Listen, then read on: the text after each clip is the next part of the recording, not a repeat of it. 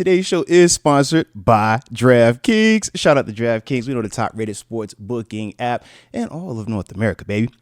Safe, secure, and reliable.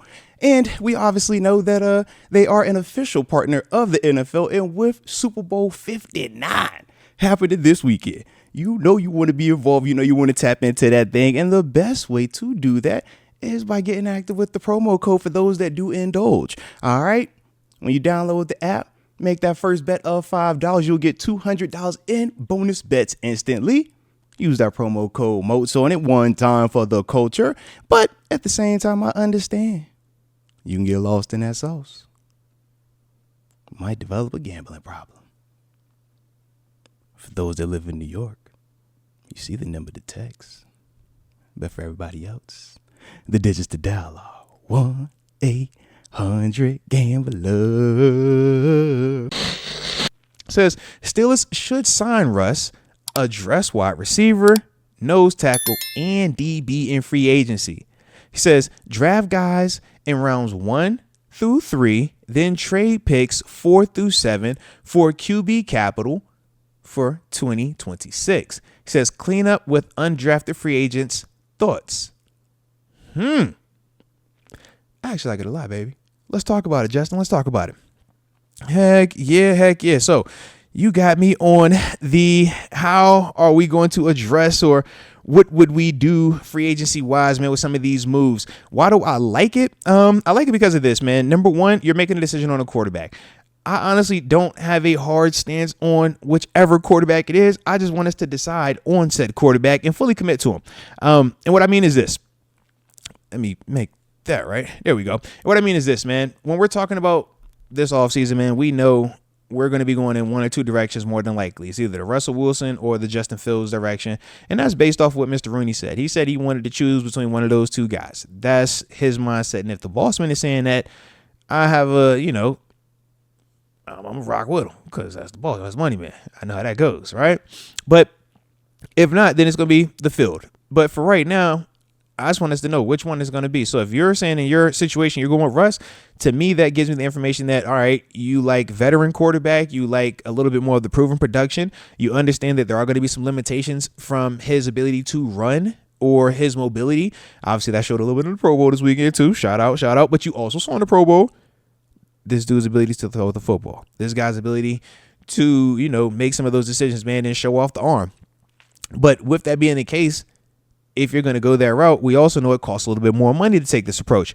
So when we're talking about addressing wide receiver, nose tackle, and DB in free agency, that's where it can get a little bit expensive because to me, I feel like we need to get a real life wide receiver one, the T. Higgins type. That's the type of dude I want.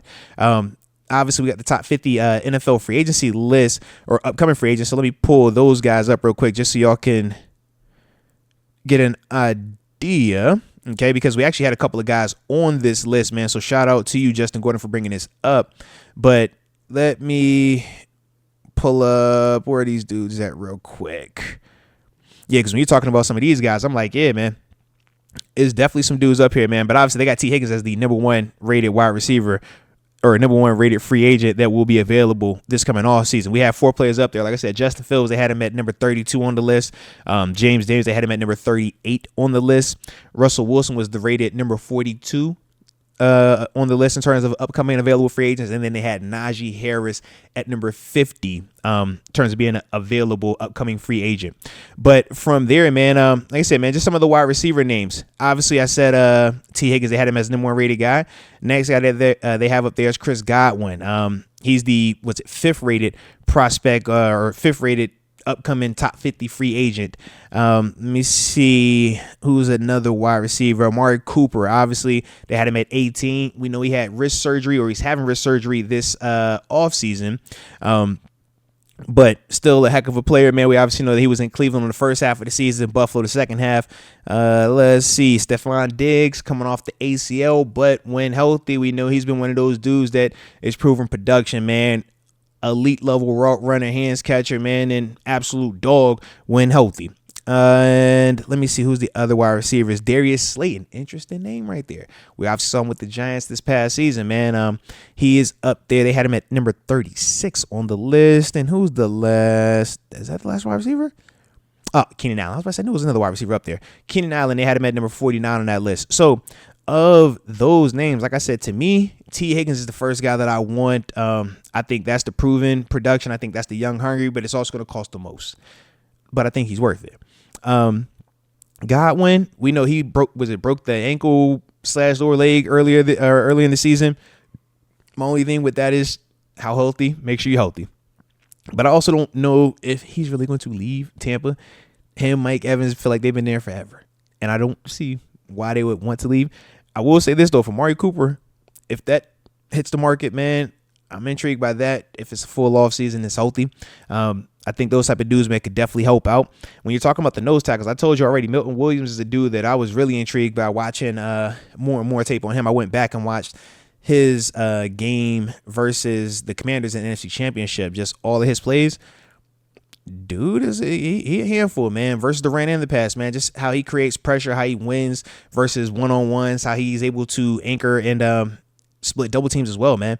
Definitely one of those guys that I can see us being intrigued by and potentially, wanting to tap in on that market. So when you're talking about nose tackles or interior D linemen, just a name to look out for. A couple other interior D linemen that we could talk about as well, man. So you said nose tackle. Now, obviously with Milton, he can play in there, but they played him more in that 3 and obviously in Philly, man. But I think he is one of those guys with that positional flexibility. But they got some dudes up here, man. Let me see another true nose, because I was more so looking in the draft at some of them nose tackles, man.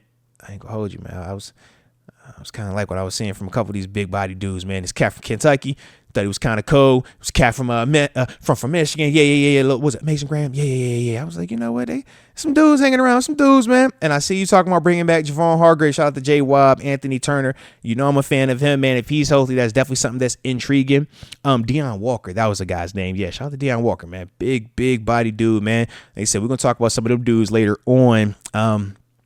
As weeks continue to go on and stuff like that. But yeah, and in terms of DBs and free agency, there's some good names out there for them as well. Shavarius Ward, obviously, y'all know that was the guy that me and Deke had talked about, but that was a guy that I'm big on, man. I think that he's a dude that can play man or zone, nice frame on him. We obviously know some of the stuff that's going on with him from a personal standpoint, but I think him here would be a huge asset, not just for this defense, but more so for JPJ as well.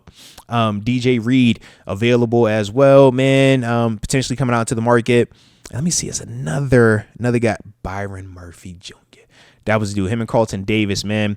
Turns us available DBs that are, I think could fit our scheme, playing some of that man, playing some of that zone, but also willing to tackle. That's what I do like about Carlton Davis, man. He will hit you. He is not afraid to do that, man. He plays man, plays zone. I think he's one of those dudes we should look out for. And I don't think he is going to completely kill us from a money standpoint, but he's one of those guys I could definitely be intrigued with, man. And Rasul Douglas, man, I don't personally think he stays in Buffalo. So if he stays there, shout out. But if not, that's production. He tackles, he gets turnovers, man, but he's more of a zone corner versus man. And we know here we do a little bit more of that man stuff, but you think about what Dante Jackson was able to do in some of his zone concepts, some of his off coverage concepts.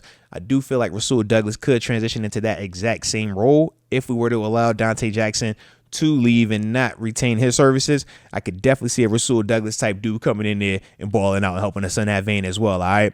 Let me see. I think it was one other corner. No, not Asante Samuel, because he's more of a slot to me. Mike Hilton's obviously a slot. Where is my man at? Oh, my man right here. Okay. Paulson Adebo, my man down in New Orleans with the Saints. But he's another one of those dudes, man. Turns of his man-to-man type stuff, man, more of a press type corner. Do like him, but obviously broke his leg. It was like week 7, week 8, that time frame. So yeah, man, when you think about that, corner runner, you want to see, how healthy are you? What does that look like, man? But he's for certain another one of those guys, man, that could help out that DB room. And when we already have a JPJ already in the building, you do feel good. You feel like, man, at least I got the big piece taken care of. And now I'm just trying to find what is opposite of that. All right. So I think that could be one of those things. But in terms of, cost, all those guys, man, they're not gonna break the bank. I feel like T is obviously the one that's gonna kill us the most. But some of those DBs I was naming at the end of it, man, I don't think that's gonna be too crazy. I think Hargrave, if we go to get him, that's going to cost a little bit. Obviously, we know he's coming off of the injury, but Hargrave is proven production, man. Hargrave is absolute dog. And yeah, that's what Hargrave costs. Y'all saw what he signed for to go to San Fran, man. It was like, yo, bruh, yeah, we thought Philly paid you. You know what I mean? Like, but he's worth it. And that's why he is who he is, man. Shout out to him, man. Heck of a career thus far.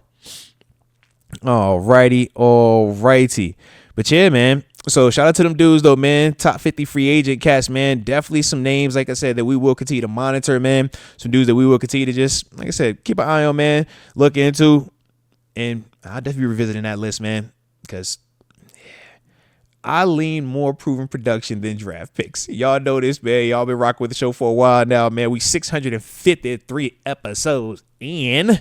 So yeah, man. I like proven production. It's less guesswork, man. And that's why we pay what we pay for agency.